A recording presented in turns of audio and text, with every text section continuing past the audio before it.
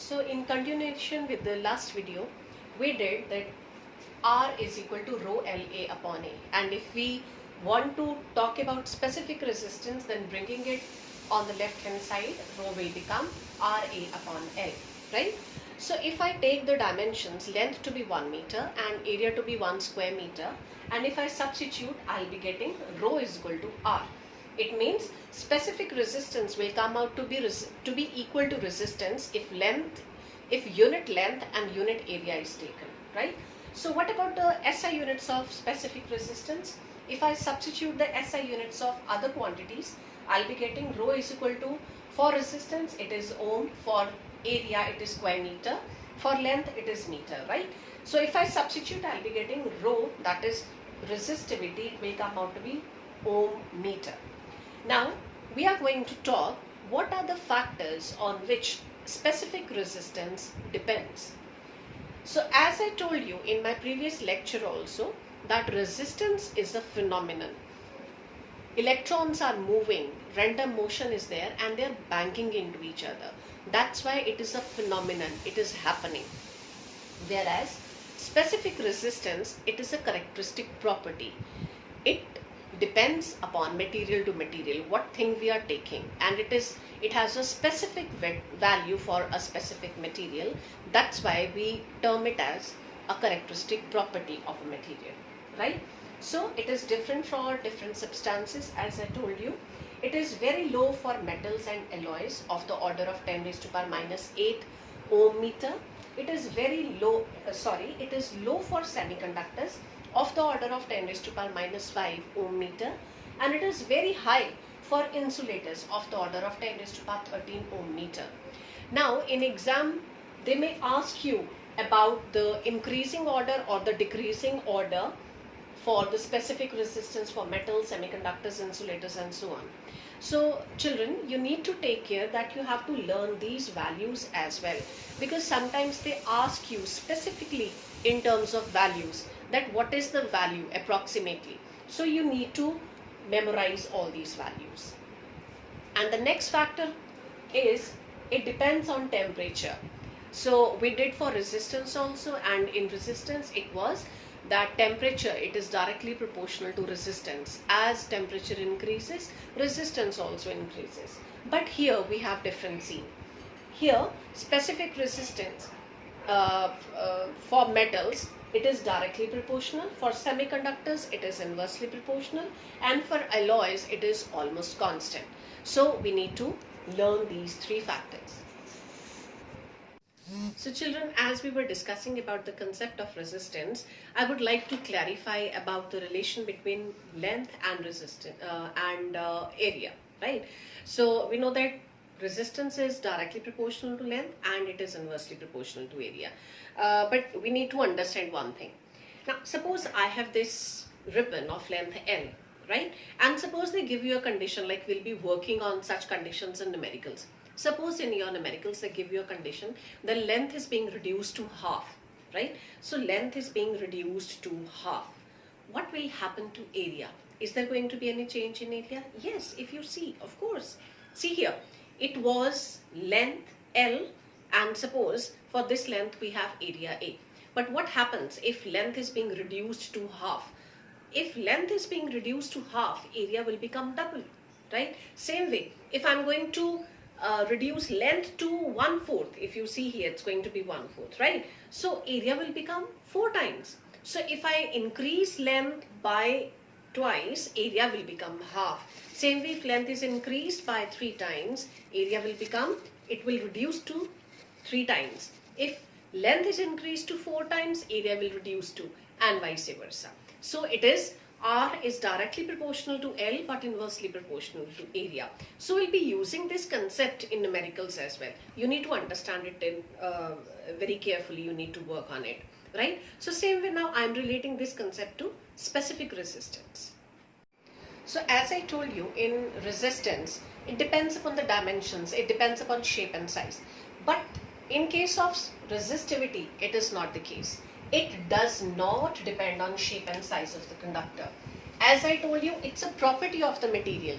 Even if I change the shape and size of the material given, it is not going to change the material, isn't it? So dimensions has to work only with resistance. It has nothing to do with specific resistivity, as specific resistance is a characteristic property of a material.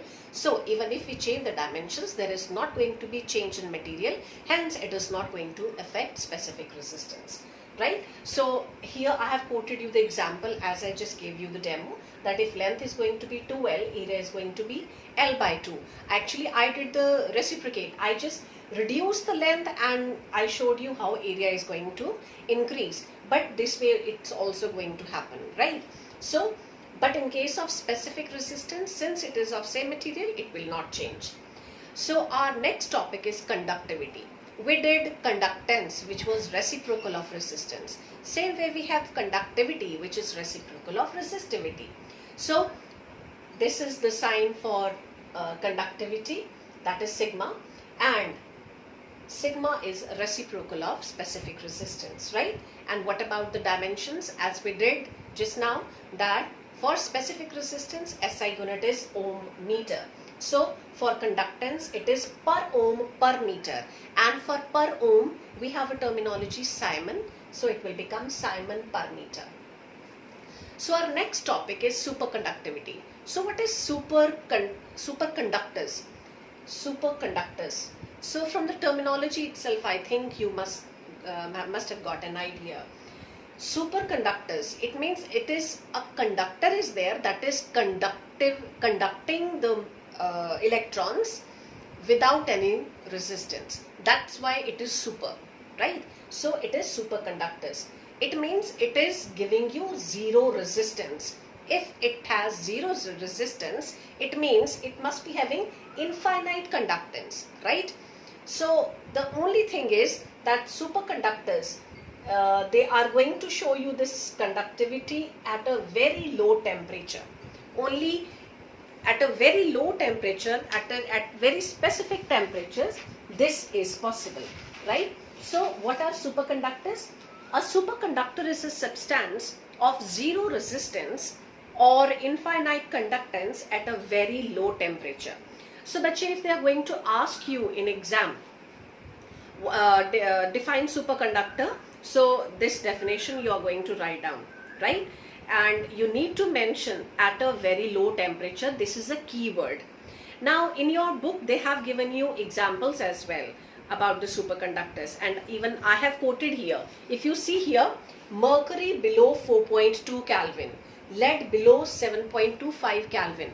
So if in exam they ask you about the examples, then you need to write the temperature as well. If you're going to simply write mercury, it's not going to fetch you any mark, since it is only possible in a particular range. Mercury is not going to behave as a superconductor at all temperatures, right? So be specific in writing the temperature range. Same way for lead, and one more example they have given in your book, right? So this is about superconductors. Now we are going to work on a very important concept, that is Ohm's law. So to start with Ohm's law, first of all I would like to refer to potential difference. If you remember, I told you one of the ways to define potential differences to understand is the difference in the concentration of electrons at the two ends of a conductor, right? So if there is going to be difference in the concentration of electrons at the two ends of a conductor, it means there is going to be drifting of electrons to balance the electrons at the two ends of a conductor.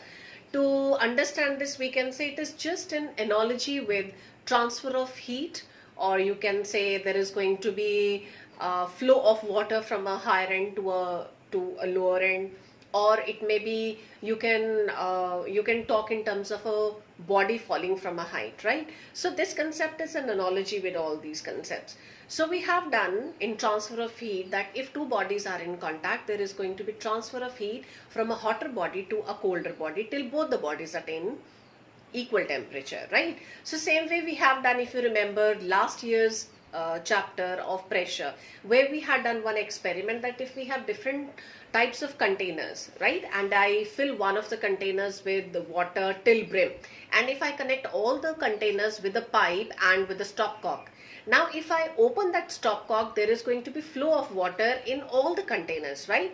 And this flow is going to occur till all the containers, they have water at the same level.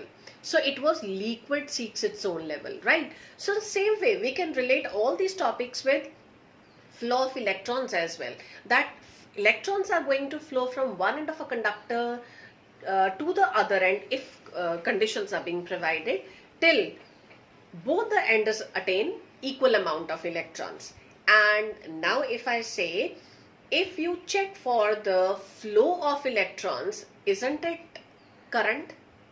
Right? So that is how we define current. That is, current is rate of flow of electrons. So same way, so it was actually studied by one of the scientists, German scientist Simon Ohm, and he actually wanted to find out that if potential difference is being provided, if two conductors are being attached by a wire, suppose, and potential difference is being provided, then how potential difference and current are related to each other. So that is what basically Ohm's law is, right? So Ohm's law was to study how potential difference and current are related to each other, and on experimentation Simon found out that current and potential difference are directly proportional to each other. And I hope we understand directly proportional means if one thing is going to increase n number of times, other thing is also going to increase n number of times. It means if current is going to increase 2 times, potential difference is also going to be 2 times, and vice versa, right? So suppose it's not suppose, it actually happened experimentally. It was proved that I is directly proportional to V, or I can say V upon I, it will come out to be constant, or in other words I can say, to remove the proportionality sign I have to introduce a constant, and that constant was termed as R. R is a constant at a given temperature for the given conductor, and R, as we have already done, is actually resistance, right? So if I substitute I here to be 1 ampere, then V will come out to be equal to R. That means the potential difference will numerically become equal to the resistance of the material if the current flowing through the conductor is 1 ampere. So from here, from Ohm's law, this is your Ohm's law, from Ohm's law we can find out the units of R, right? So we have, if you check out here, R is equal to V upon I, right, from the relation here. So 1 ohm will be equal to 1 volt upon 1 ampere. So I can define 1 ohm. So the resistance of a conductor is said to be 1 ohm if 1 ampere current flows through it when a potential difference of 1 volt is applied across the ends of a conductor, right? So the only thing is, we need to remember an important point regarding Ohm's law is regarding its limitation. So what was the limitation of Ohm's law? Limitation means that it is being strictly followed in those restrictions, in those limitations, it only works, right? So what was the limitations? So we were talking about the limitation of Ohm's law. As I told you, this is valid, or we can say Ohm's law is valid only and only if there is not going to be any change in the temperature of a conductor. That is, the temperature of a conductor remains constant, right? So we have verification of Ohm's law, and for this is actually our one of the practicals in class 10, and we'll be performing this is the last practical in class 10. So how to verify? As I told you that even Simon, he actually worked in the lab to prove this, right, that I is directly proportional to V, and that is how we can verify in lab, right?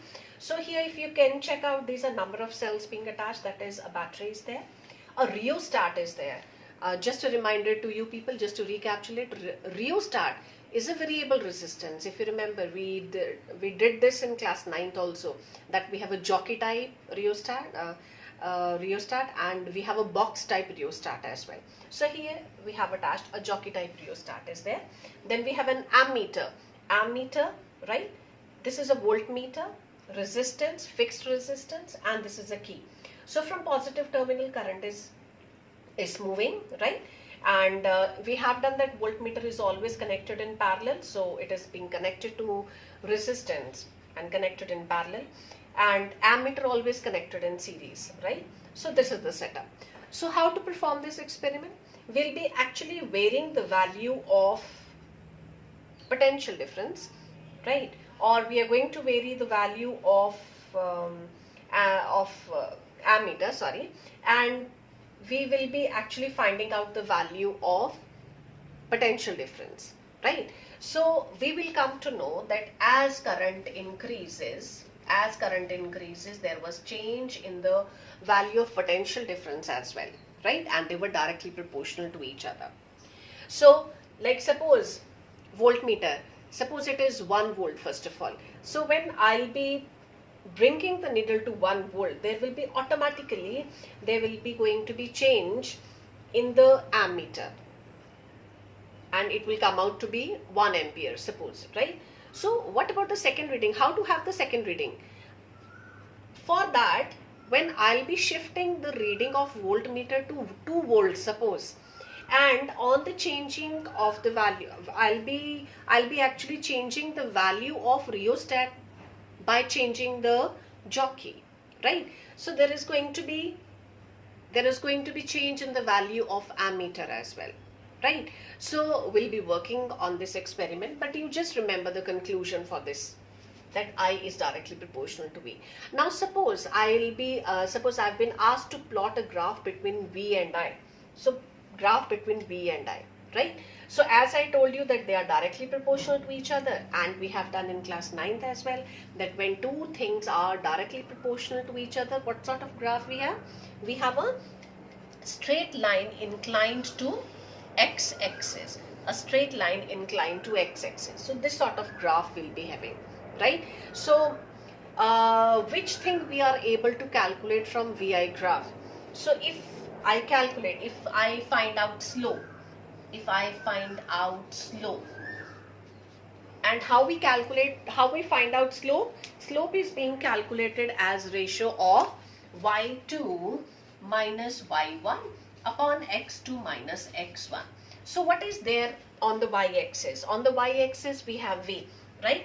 So suppose I want to find out slope.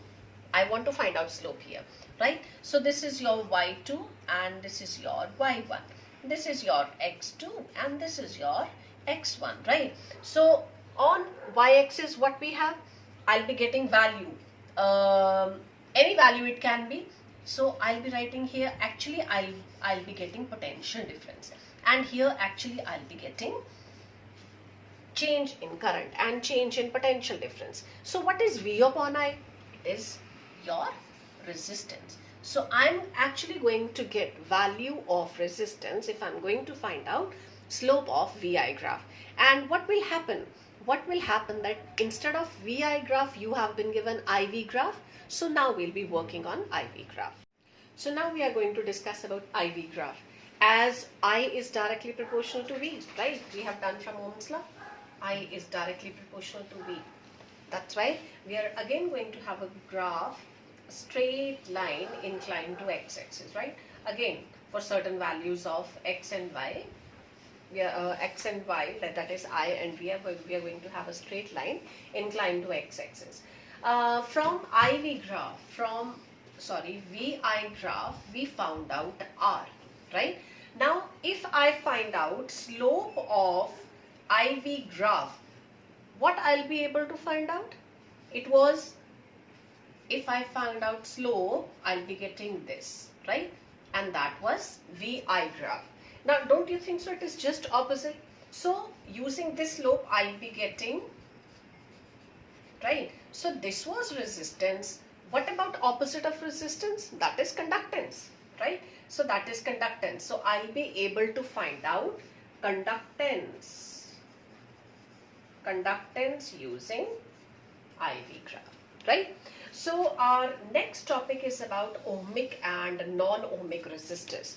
So from the word itself it is clear, ohmic. Ohmic means the resistors that are following Ohm's law, right? So that are following Ohm's law, they are termed to be ohmic resistor. So what is Ohm's law?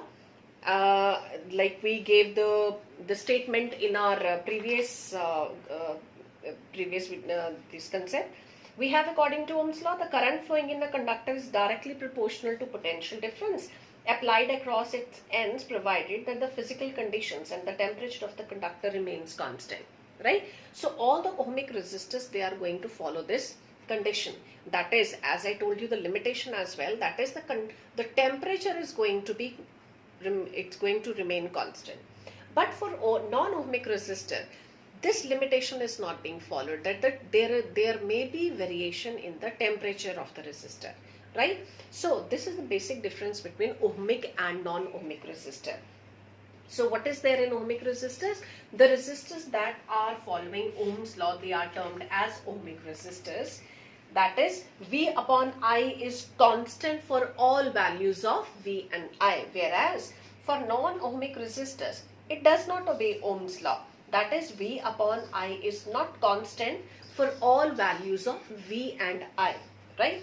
So it is going to follow. Our first point is, it is going to follow Ohm's law, whereas it is not going to follow Ohm's law. It is not following Ohm's law, right? Not following Ohm's law. Now the second condition.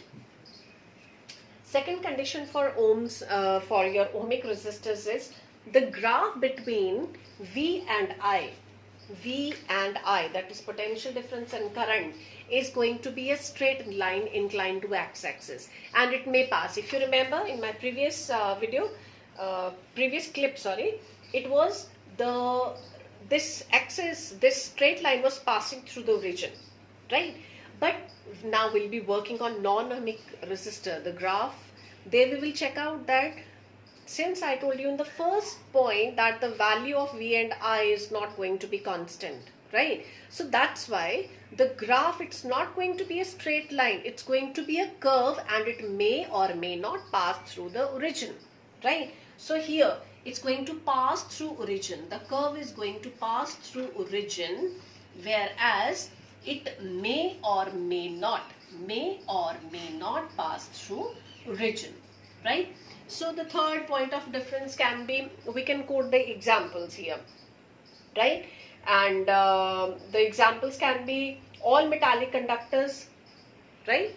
Now we have metals such as silver, we have iron, we have copper, nickel, or even the electrolytes with suitable electron. They may act as ohmic resistors. They work as ohmic resistors. Whereas the diodes, the transistors, the filament of the bulb, they act as non-ohmic resistors. So here also we can quote the example that may act as non-ohmic resistors. Okay. So one more point we can talk about, like I told you, it may pass through origin, it may or may not pass through the origin. And now here only I can actually work on the point of slope, right? The slope is going to be same, right? Whereas here the slope, it's not going to be same. It's going to be different for different values of V and I. Whereas here we know the value of V and I, because they are directly proportional, so it's going to be constant, right? So we are going to have same slope, whereas here the slope is not going to be same, right? So now I'll be working on non-ohmic resistor graph. So as I introduced you people during the difference of ohmic and non-ohmic resistors about the graph, so let me talk in details about non-ohmic resistor. So ohmic resistor means they are going to be, the value of V and I graph is going to be constant. It's going to be same. Whereas for non-ohmic resistor, it's not going to be same. The reason is because of its curve. We generally represent non-ohmic with such type of curves, right? Reason being, because the value, as I told you in the last difference of ohmic and non-ohmic resistors, because the value of V and I is not going to be constant. It's going to be different. Whereas it's going to be same in case of ohmic resistors. Since it is not directly proportional to each other, that's why graph is going to be like this. But from here we are able to find out resistance, right? But the only thing is how to find out resistance. Again, the concept of slope is there, that we are going to find out the slope. But the only thing is, as it was constant there, as it was just like this now, if you remember, for ohmic. So the value was the value comes out to be constant, since these are directly proportional to each other, right? But here, suppose it is, I need to go for a particular, suppose I'll be telling you that for a particular value of potential difference, find out the resistance. So in that case, what I'll be doing, I'll be drawing a tangent to this curve and I'll be finding out the slope here, right? So whatever is the value here, whatever is the value, and here, right? So I'll be getting y2 minus y1 upon x2 minus x1. The only thing is the resistance is not going to be same, it's going to change, right? Because whatever value I'm getting here, it might not be valid. It might not be valid for other point, for here, for here, for here, and so on, right? So the value of resistance is going to change. Whereas for such type of curve, the value is going to be constant. Wherever you want to find out, every time the value, the R will be same, right? So this is about your ohmic and non-ohmic resistors, and with this we finishes with the section A of the chapter, current electricity.